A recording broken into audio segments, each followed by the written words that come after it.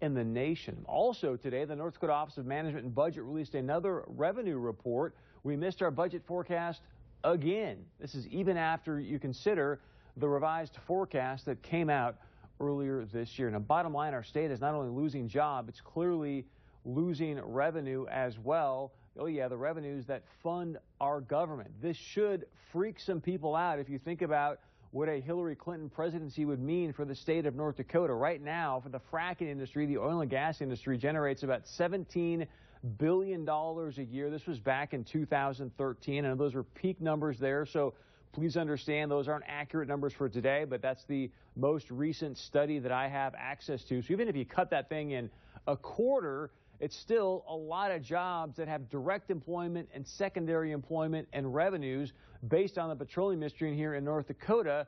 So you got to get a little bit concerned when you see the numbers coming out from the Bureau of Labor Statistics today.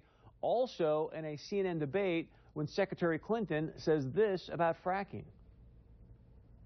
So by the time we get through all of my conditions, I do not think there will be many places in America where fracking will continue to take place.